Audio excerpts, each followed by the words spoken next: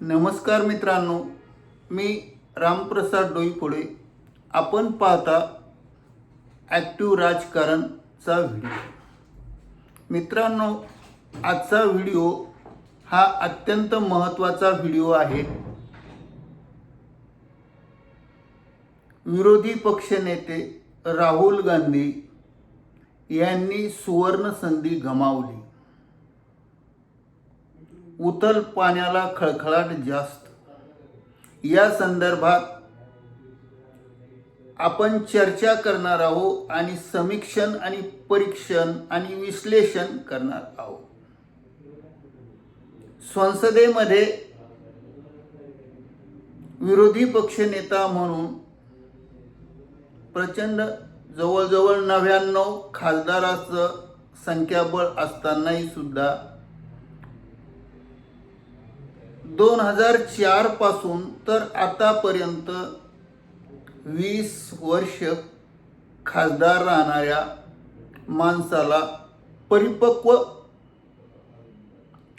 प्राप्त झाली का? विशेष सांगायचे म्हणजे राहुल गांधी हा परिपक्व नेता आहे काय? विरोधी पक्ष म्हणून सत्ता असताना विरोधी पक्षाच्या भूमिकेत ते कसे वागतात? सध्या आता गेल्या पावसाळी अधिवेशनापासून जवळ 36 दिवसापासून हे जे काक्रोच जनता पार्टीचं आंदोलन ते सोमन वांगचुया यांच्या उपोषणापर्यंत ही मोलाची संधी त्यांना आली होती. त्यांनी प्रत्येक क्षणाला त्या जंतर मंतरवर जाऊन विचारपूस करायला हवी होती, पण त्यांनी ती सुवर्ण संधी गमावली. अनेक विद्यार्थ्यांचा पाठिंबा पक्षाला मिळणारा तो गमावला आणि संसदेत विरोधी पक्ष नेता म्हणून जबाबदारीनं भाषण कसं करावं यांचं प्रशिक्षण देण्याची वेळ आज काँग्रेस पक्षावर येऊन पडली आहे. मी कारण का म्हणतो आहे की कोणत्याही मुद्द्याला धरून बोलत नाही. संसदेमध्ये पावसाळी अधिवेशन सुरू आहे. या अधिवेशनामध्ये फक्त गदारोळ दिसतो आहे आणि ते बोलायला उभे राहिले की काँग्रेसच्या मनामध्ये आणखीच एक गोष्ट येते की आता बिचारा काय करणार, आणखी एखादं भांडण उपस्थित करणार. नेमकं तसंच होतंय. पेपर फूट प्रकरणामध्ये काँग्रेस पार्टीनं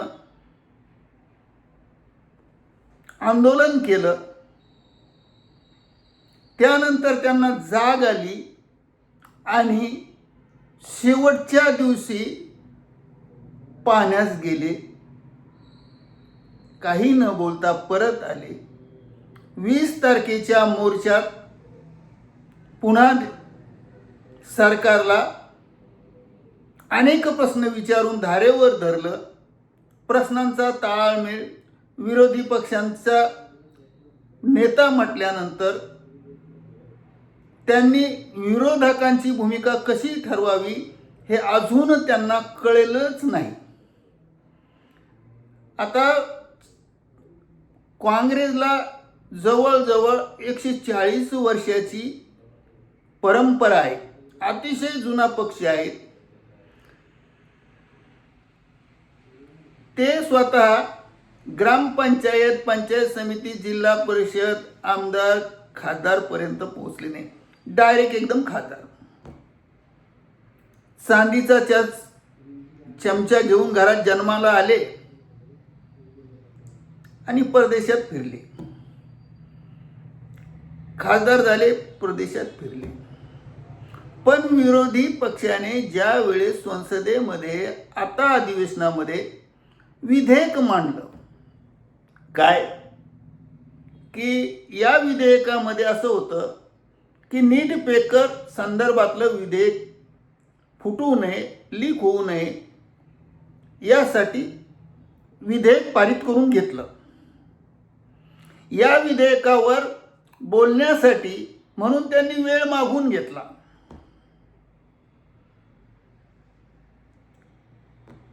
अध्यक्षांनी ओम बिर्ला यांनी वेळ दिला. त्यावेळेस त्यांना प्रश्न जे विचारायचे होते ते सोडून ते वेगळेच प्रश्न सुरू केले. अमित शहा कुठे गेले दिसत नाही, राजीनामा घ्या त्यांचा. पंतप्रधान दिसत नाही कुठे, गदारोळ. असंसदीय शब्द प्रयोग करणं हे संसदेच्या भवनामध्ये नसतं. असंसदीय शब्द प्रयोग करण्यास सुरुवात केली ते येथे बोलणे योग्य नाही.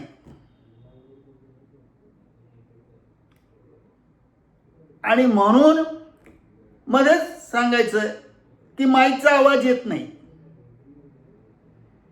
माईकचा आवाज चालू आहे, फक्त विरोध करायचा आहे, काही बोलायचं, मुद्दे भरकटून दिले. एक मुद्दा वेगळाच, दुसरा मुद्दा वेगळाच, ताळमेळ नाही मुद्द्यामध्ये, नुसते भरकटत राहिले. आणि ज्या वेळेस अध्यक्षांनी त्यांना सांगितलं की तुम्ही संसदीय प्रणालीनुसार या संसदेमध्ये, लोकसभेमध्ये जबाबदार पद्धतीनं या प्रश्नावर उत्तर देणं आवश्यक तुमचं काम आहे. तुम्ही अजून बालिश आहे, बालिश भाऊ बायकात बडबडला अशा प्रकारची स्थिती आहे. बालिश माणूस बोलतो तसे ते बोलतात. त्यांचा तो राग आणि त्यातून राका निर्माण झाला, अशी परिस्थिती झाली. आता त्यांनी ऍक्च्युअली तेथे काय प्रश्न उपस्थित करायला होतं, विधेयकाच्या संदर्भात येणारे प्रश्न उपस्थित करणं आवश्यक होतं. 2024ला विधेयक पास झालं, आता 2026चं विधेयक आलं. यामध्ये फरक काय आहे? जुन्यामध्ये मॉडिफिकेशन 2026मध्ये काय केलं, त्या विधेयकामध्ये काय मुद्दे होते, या विधेयकामध्ये काय मुद्दे, दोन्हीमध्ये डिफरंट काय आहे, असे प्रश्न तिथे विचारणं आवश्यक होतं. जर तुम्ही संसदेमध्ये त्यांना विधेयकावर बोलण्यासाठी वेळ मागून घेतला आणि अध्यक्षानं दिला, म्हणजे तुम्ही काही बोलायचं हे नसतं. तर मग काय, विरोधी पक्षाचा राजीनामा तुम्हालाच द्यायचं काम पडणार. तुम्ही काँग्रेसची जवळजवळ 150 वर्षाची परंपरा, नेतृत्व जे होतं, जे नेहरूवाद होता, जो डाव्या विचारसरणीचा वाद होता, त्यांच्याकडे आता वळत आहात. याच्यावर असं सिद्ध होतं तुम्ही हिंदुत्व विसरलात. आणि मग काय म्हणतात, तिथे प्रत्येक ठिकाणी जनसंघाचा माणूस आहे, राष्ट्रीय स्वयंसेवक संघाचे माणसं आहेत, शाळा त्यांच्याकडे आहे, संसदेत असतो, विधान भवनात असतो. कोणताही प्रकारचा ठोस पुरावा प्राप्त न होता संसदेत बोलणं हे अयोग्य असतं. आपल्या हातामध्ये एक प्रूफ पाहिजे बोलण्यासाठी, आणि तो प्रूफ राहुलजवळ नाही. फक्त मुद्दे भरकडायचं काम करतात आणि काँग्रेसच्या इतर खासदारांना सांभाळावं लागतं त्यांना. आता जर तुम्ही 4 टर्म जर तिथं राहिलात, 4 टर्म पासून आतापर्यंत तुम्हाला तुमच्या भाषणात अजिबात सुधारणा करता आली नाही आणि भरकटत मुद्दे बोलत राहिले, आणि तुम्ही तुमच्या पाठीमागे खऱ्या अर्थाने विद्यार्थी आले असते, विरोधी पक्षाला फायदा मिळाला असता. तुम्ही फक्त तिथे काँग्रेस जनता पार्टीच्या मैदानावर उपोषणाला बसल्यापासून तुमचा संपर्क त्यांच्याशी नव्हता.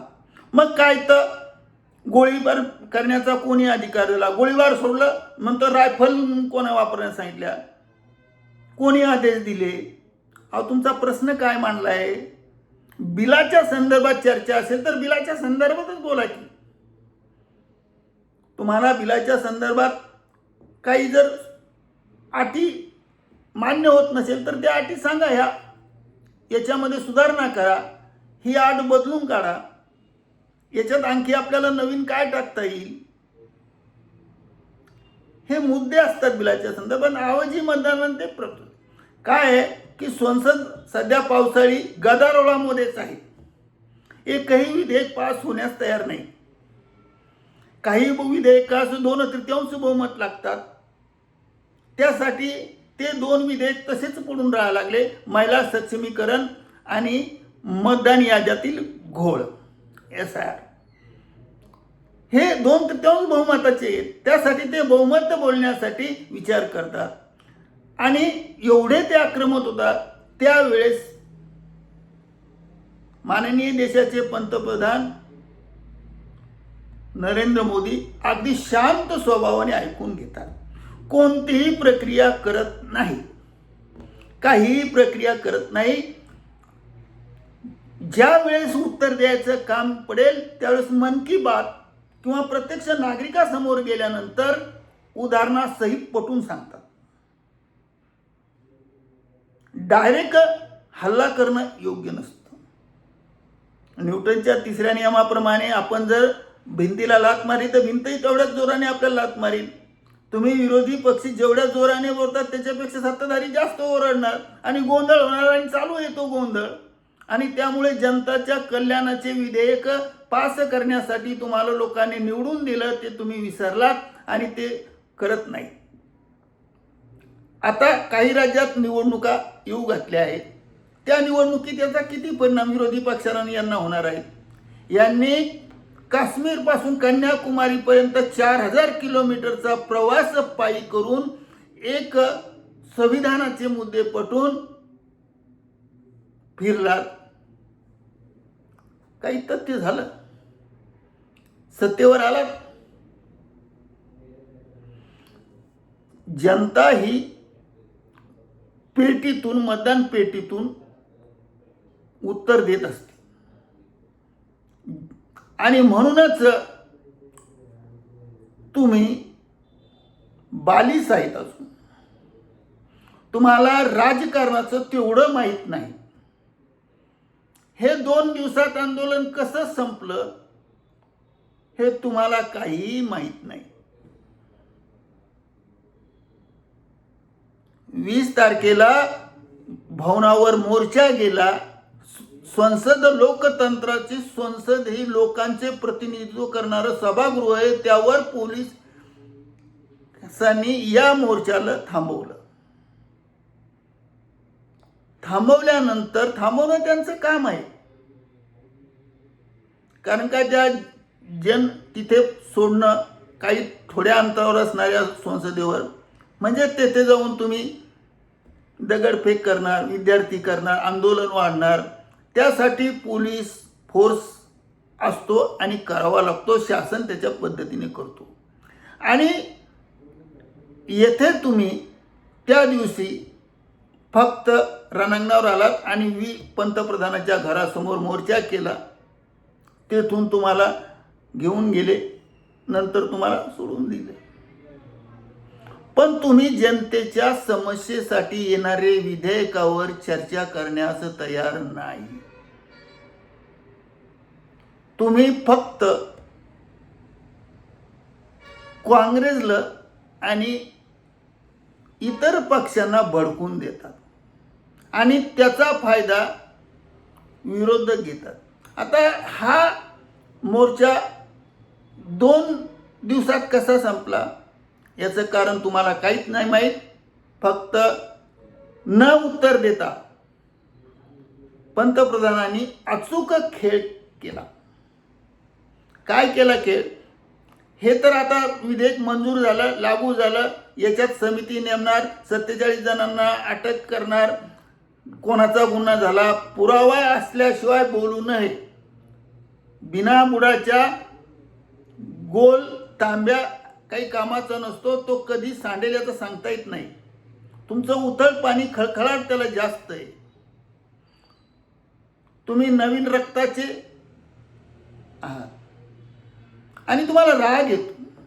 भाषण बोलण्याची तुमची देहबोली, टोनिंग, इडिट असे शब्द जे मानले जातात ना, ते संसदेच्या शब्दप्रयोगात कामकाजात घेतले जात नाहीत. संसदेच्या कामकाजात अध्यक्ष महोदय योग्य तेच मुद्दे घेतात. काय तर मग अध्यक्षांचीच नक्कल करायची भाषणाची, त्यांच्या हातात हात द्यायचा, तुम्ही असाच उलटा हात धरला, आमचा असाच हात धरला, आम्हाला असाच शेक हँड दिला. हे संसदेतलं काम नसतं. तुम्ही जबाबदार विरोधी पक्षनेता आहात आणि सरकारला अंकुश ठेवण्यासाठी तुम्हाला पंतप्रधाना एवढीच किंमत आहे. आणि अशी असतानाही हा मोर्चा 2 दिवसात कसा संपला, तर पहिल्यांदा मी जातो महाराष्ट्राकडे. महाराष्ट्रातून शरद पवार जंतर मंतरमध्ये आले. त्यांना आत जाता येईना. त्यांना व्हीलचेअरचे कधी कधी वापर करतो. आता त्यानंतर त्या जंतर मंतरतून अभिजित दिपके त्यांना भेटायला आला. त्यांचं संपूर्ण ऐकून घेतलं गणित. ऐकून घेतल्यानंतर त्यांनी सांगितलं, तुमच्या समस्या ह्या मी संसदेपर्यंत पंतप्रधानापर्यंत कळवतो आणि यातून निर्णय होईल आणि त्या निर्णयानुसार आपण यावर विचार करू. आणि मग थेट तिथून ते उठले. सुप्रिया सुळे आणि शरद पवार कुठे गेले? बंगल्यावर गेले. मोदी बसले. चर्चा विनिमय झाला. आज काय झाला काय माहीत नाही. कशासाठी भेटले, कोणासाठी भेटले, का 2/3 बहुमत प्राप्त करण्यासाठी भेटले, का एकीकरणासाठी. आणि त्यांनी तिथं जे गेम झाला, ने शरद पवारच्या बोटाला धरून पंतप्रधान हे बारामतीत असताना बोले, बोटाला धरून मी राजकारणात आलो, आता मी तुम्हाला हात देतो. हा काँग्रेसचा हात नाही, तर हा मोदीचा हात आहे आणि तुम्हीच आता हे त्वरित तिथे त्याच रात्री नड्डा यांची, अमित शहांची यांच्या भेटी झाल्या. दुसऱ्या दिवशी राजीनामा धर्मेंद्र प्रधानचा झाला. खेळ खंडोबा संपला. विरोधकांनी पोळी भाजली. तुम्हाला ही सुवर्ण संधी होती, ती तुम्ही गमावली आणि या सुवर्ण संधीचा फायदा घेता आला नाही. येत्या निवडणुकीमध्ये काही राज्यात येऊ घातल्या. तेथे तुमचा अजेंडा काय असेल? विरोधक खेळ जिंकतात का सत्ताधारी पक्ष जिंकतात का एखादी आघाडी जिंकतात, येता काळ सांगेल. परंतु तुम्ही तुमचं भाषण सुधरा. लोकशाहीमध्ये लोकांचे कायदे करणारे कायदे मंडळ आहे, तेथेच कार्यकारी मंडळ आहे. कायदे मंडळ आणि कार्यकारी मंडळाचं कामकाज चालू असताना तुम्हाला वेगवेगळे मुद्दे वर बोलता येत नाही. फक्त मुद्दे भडकवतात, अर्धवट इंग्रजी बोलतात. अमेरिकन पद्धतीची फोनॅटिक इंग्लिश असते, इतरांना ती कळत नाही आणि हिंदीत बोलत नाही आणि काही समजत नाही लोकांना. म्हणजे तुम्ही एकदा का संसदेचं कामकाज झालं की परदेश दौऱ्यावर जाणार आणि पुन्हा संसदेचं अधिवेशनाला येणार. पण ॲक्च्युअली तळागाळातील बेरोजगाराच्या समस्या काय आहेत, शेतकऱ्याच्या समस्या काय आहेत, त्यांच्यासाठी काय कायदे करावे लागतात, कसे करावे लागतात, जनतेच्या हितासाठी होणाऱ्या कायद्याला तुम्ही पाठिंबा द्या आणि ते मताने मंजूर करा. विरोध अवश्य करा, परंतु तो खरंच विरोध असला पाहिजे. परंतु तुमच्याकडे खरा विरोध करण्याची क्षमता कमी असल्यामुळे यापुढे आता तरी तुमच्या मागे 90 खासदार आहे, त्याच्यानंतर पाठीमागे 5 खासदार येतात का नाही ही शंका आहे. आता तुम्ही मतदान पेट्यात असं म्हणतात घोळ झाला, मग तुम्ही कसं काय निवडून आले? तुमच्या मतदार पेटीमध्ये कसा घोळ झाला नाही? तिथे झाला असता. तुम्ही दोन्ही मतदारसंघातून निवडून आले. एकाचा राजीनामा दिले, तिथे प्रियंका निवडून आली, मग तिथं नाही घोळ झाला. बाकीच्या मतदान पेट्यात घोळ झाला. म्हणजे काही बोलायचं आणि मोकळं व्हायचं आणि फक्त जनतेची भरभट करायची आणि विरोधी पक्षाला वेळ बोलायला संधी द्यायची. एकदा ते विरोधी उभे राहिले की विरोधी पक्षाला हसू होतं. का हसू होतं की आता काय बोलणार, रडायची पाळी येते त्यांना, खासदारांना यांच्या प्रश्नाची उत्तरं सोडता विरोधी पक्षांचे जे खासदार असते ना, हे उभे राहिले की ते हसत नाही. त्यांना हे आणखी आपल्या भाषणातून काय व्यक्त करतात? असंसदीय शब्दप्रयोग करणे हा कायद्याचा गुन्हा आहे. आणि विरोधी पक्षनेता म्हणून तुम्हाला अजूनही प्रशिक्षण देण्याची गरज आहे. आणि विरोधी पक्षांच्या सर्व खासदारांना मी आता नम्र असे या व्हिडिओच्या माध्यमातून विनंती करतो, राहुल गांधीला प्रशिक्षण द्या आणि सुधरा. जर इंदिरा काँग्रेसचा हा काँग्रेस पक्ष जर वाढवायचा असेल तर तुमच्याशिवाय विरोधी पक्षानं ट्रेनिंग दिल्याशिवाय आणि हे सुधरत नाही. म्हणून राहुल गांधीला पहिल्यांदा स्वतःच्याच पक्षातील ज्येष्ठ नेत्यांनी प्रशिक्षण देऊनच बोलण्यास सांगा. तुम्ही विनाकारण बोललेलं हे समाज ऐकून घेणार नाही, लोक ऐकून घेणार नाही आणि तुम्ही पराभवाकडे वाटचाल करत आहात. असलेला पक्ष हा जिवंत राहणार नाही, तर शेवटी विरोधी कोणीच राहणार नाही आणि एकच पक्षाची हुकुमशाही येईल. म्हणून विरोधकाने अजूनही राहुल गांधीला भाषणाची शैली, विरोधी पक्षाचे कर्तव्य, किती काळ कसं बोलायचं, सन्मान कसा राखायचा, प्रतिक्रिया कशी द्यायची, जनमत कसं वळवायचं, याचं संपूर्ण भान असणं आवश्यक आहे. आणि हे भान नसल्यामुळं आज आपल्याला या व्हिडिओच्या माध्यमातून असं सांगावं लागलं की राहुल गांधी यांना अजूनही सुवर्ण संधीचा फायदा घेता आला नाही. काक्रोच पार्टीचा तुम्हाला फायदा घेता येत होता, परंतु हातात आलेली संधी तुम्ही गमावली आहे आणि आता परत संधी येईल का नाही हे सांगता येत नाही. आणि म्हणूनच मी आता माझ्या भाषणाला पूर्ण विराम देतो. आपण माझं भाषण शेवटपर्यंत ऐकलं त्याबद्दल मी आपला आभारी आहे. आपणास हा व्हिडिओ कसा वाटला ते शेवटी लाईक, शेअर आणि सबस्क्राईब करून मला कॉमेंट बॉक्समध्ये नक्की सांगा. धन्यवाद. Thank you very much for watching this video.